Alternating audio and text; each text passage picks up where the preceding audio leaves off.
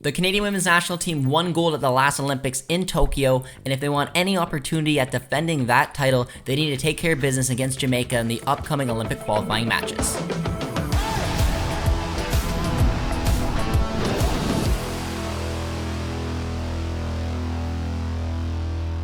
Our Canadian women's national team have absolutely no time to rest. With the World Cup ending not that long ago, they already have two crucial games coming up against Jamaica in Olympic qualifying. Alex, let's just first start off with this Jamaican side because they went to this World Cup and they, I would say, relatively overachieved. They looked incredible throughout. They made it to the round of 16 where Canada got bounced out. And let's not forget, this is the team that is the defending gold medal champions at the Olympics. They've won back-to-back bronzes before that. This is a team that's expected to qualify and probably compete again for another medal. But there's a chance that they could go out already before they even make it there. Yeah, this is such a fascinating matchup. I think this Jamaican team, it's been a roller coaster of the last few years for them. I think they're a team that's undoubtedly talented. We've seen that. They've pushed to, consecutive World Cups. But as we saw also heading into this World Cup, they also haven't necessarily received the support from their federation to help them yet. You can just see the talent. I mean, first and foremost, Bunny Shaw, their talisman up front. She's an electric forward. She scored for fun last year for Manchester City. Just such a key piece to build around. And then, the talent that's continuing to grow more and more around her, more and more players playing in England. It's been impressive to see, and they showed at this World Cup. Like, they had no easy group by any measure that you look at. You had France, you had Brazil, you had Panama. They claimed to win against Panama. They got the draws they needed against France and Brazil to get through. They only fell 1-0 to an upstart Colombia side in the round of 16. This Jamaica team's no joke, and I think they'll look to show that, okay, maybe in CONCACAF they haven't had the chance to push up with the likes of Canada, US, and even Mexico in recent years, but it feels like their time could be very soon on that.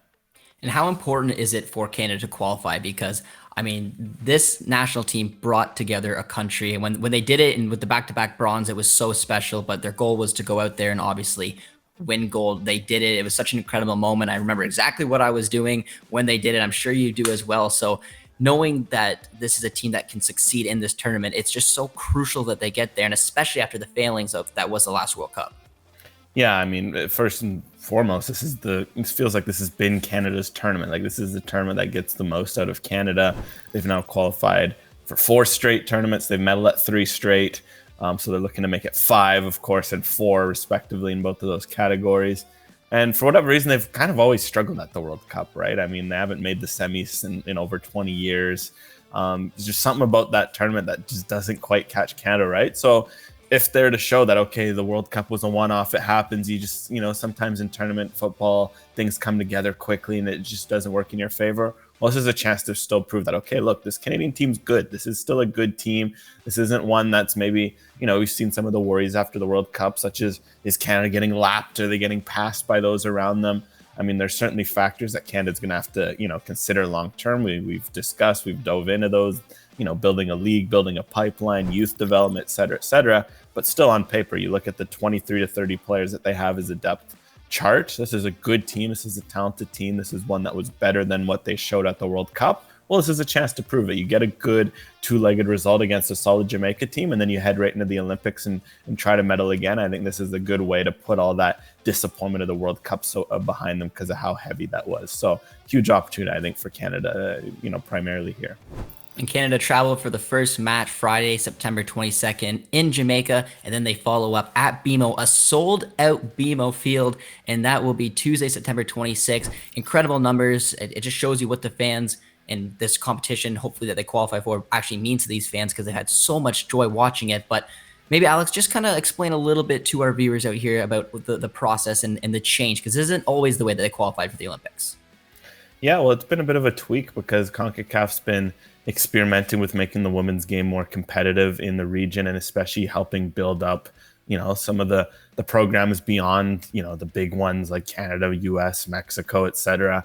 And so they've experimenting, looking at ways such as Nations League, like you saw on the men's side. That's been something that's been floated around. Finally, on the women's side, I think long overdue. There's now a Gold Cup, which is ginormous because I think that's good. It's like, it's like the Euros, like the Copa America. It's a legitimate tournament. And because of that, the first Gold Cup on the women's side will be next summer. It's going to be a cool tournament, actually. The top few teams as well from Copa America are coming over to help bolster it. So it's going to be a really cool addition to the tournament. But because of that, they had to cut out some tournaments. And one of them was the Olympic qualifying tournament, because usually how it was before was you had your World Cup qualifying tournament where, you all go to a centralized location.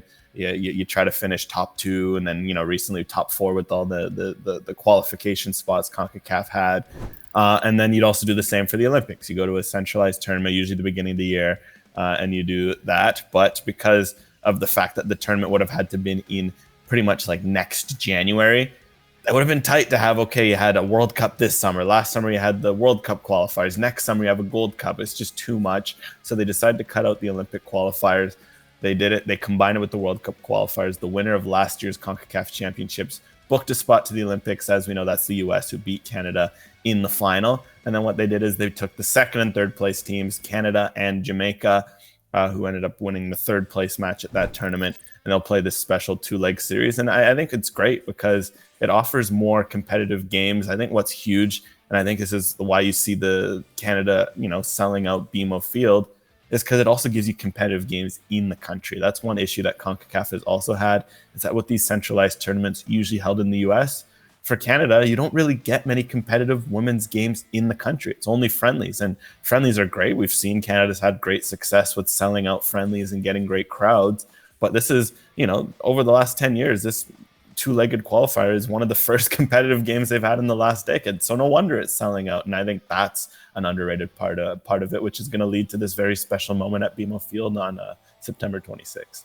It's going to be intense as well because, like you said, there in the past on the men's side, the women's side, there's different ways to qualify for tournaments. But the fact that this is just 2 legs, winner take all, there's going to be a very special moment or a very heartbreaking moment at BMO. So we're going to have to wait and see.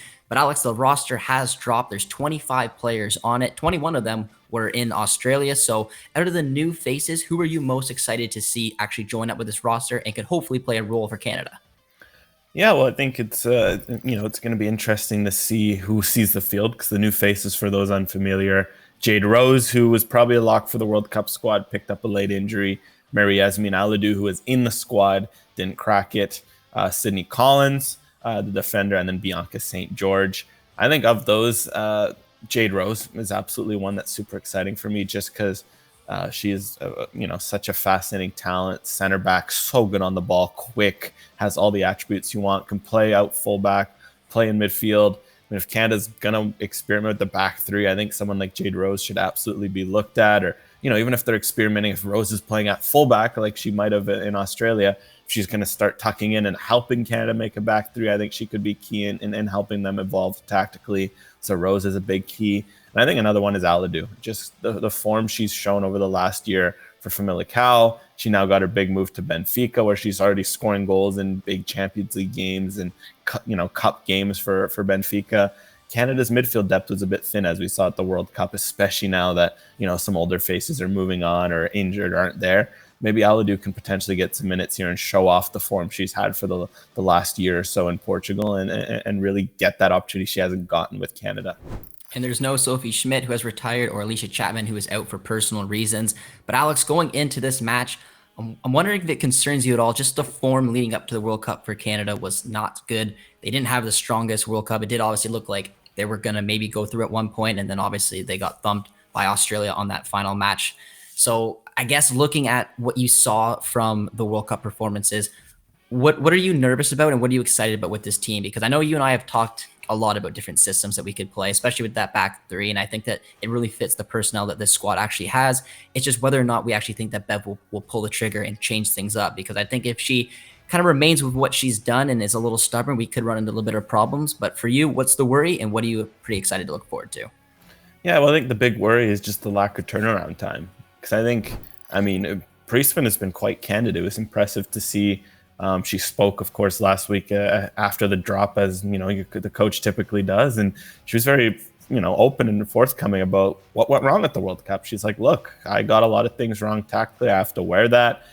Part of it is also just on us as a team. Part of it is on the players. But Priestman also, as the coach, wears a part of that. So certainly, I imagine, for someone like Priestman, who, as we've seen, is a smart coach, is a well-spoken coach. She's probably been thinking and reflecting. The only thing is there's not much turnaround because you're experimenting. Well, your first game to experiment is away to Jamaica in a must-win game, and then you're back in another must-win game at home in front of a sold-out crowd. So it's going to be, I think it's something where I'm excited to see what these sort of changes could look like, especially long-term. Canada gets to the Olympics, they'll have a year to prepare and get things right. So I'm excited to see what that could look like. My worry is just the turnaround time is going to be very tight. And that already hurt Canada in the lead up to the World Cup, where they didn't have the send-off friendlies. They didn't have as many friendlies to prepare for the World Cup as the others. And it kind of showed. They were kind of stuck in a bit of an older identity. They weren't playing as a modern style of game as they should. So I just worry that turnaround time will mean that we don't see them able to implement the changes they know they should make, that we know they should make, that has been clear based on the adaptation of the world's game that they should make. But look, hopefully they can maybe make the appropriate tweaks, start, get some results, and then really go wholesale from there. But I'll be interested to see what balance they strike in that regard.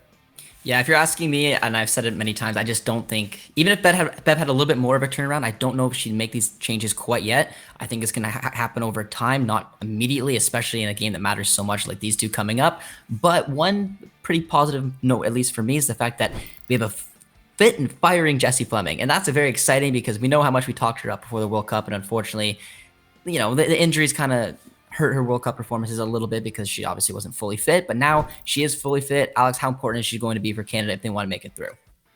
Well, she's going to be crucial. So it feels really like this is her going to be her team. And, her, as well as the, Kadisha Buchanan, Ashley Lawrence, et cetera, et cetera. But again, Fleming's one who wears the armband when Christine Sinclair isn't in. It's really felt like it's been Fleming's team, and she showed it when healthy at the World Cup, but that wasn't, that she spent the most of the tournament in a battle against fitness. So I think this is going to be crucial. Canada, missed her from the start. You only wonder what a fully fit Fleming could have done against Nigeria, because you win that game, that's a whole different story. Certainly she would have taken that penalty in that game, which again, another aside. So I'm excited to see what a fully fit Fleming can do. And that goes for the rest of the team as well, because as you know, it's been a rough summer for injury. So Deanne Rose is back and has got a club, and we'll dive into that shortly. You got Nichelle Prince has been playing regularly again for Houston. She was obviously injured heading into the tournament. All those sorts of things will be huge for Canada, and they'll probably will help them in these games. It is now time to move on to the Canadian quick hits section of the episode. It was a perfect start to the new season for Vanessa Gilles and Lyon, who claimed the Trophée des Champions over PSG this past weekend. This is now Vanessa Gilles' third trophy with the club, having won both the league and cup double last year. So it's good to see her continue to win silverware with Lyon. Adriana Leon is on the move once again after her successful 4-season spell with West Ham United. She joined Manchester United, where she struggled for minutes and ended up going on loan at Portland. Did not go according to plan there as well, but now she has a fresh start with Aston Villa, and I'm definitely thinking she's up for it. It was a trophy-winning weekend for some Canadians in the NWSL, as well as the North Carolina Courage claimed the NWSL Challenge Cup. Victoria Pickett and Sydney Collins, of course, part of the North Carolina Courage. Neither of them win the squad for this weekend, but good to see them still claim a trophy with their club. The Ruthless Women's Champions League qualifying format claimed a couple of Canadians in the final game of the first round. Julia Grosso and Juventus fell to Eintracht Frankfurt on PKs, while Chloe Lacasse and Sabrina D'Angelo's Arsenal also fell to Paris FC on PKs. This is super unfortunate because Julia Grosso was spectacular in the Champions League in the last campaign, as was Lacasse, who for Benfica almost won the Golden Boot despite only playing in the group stages.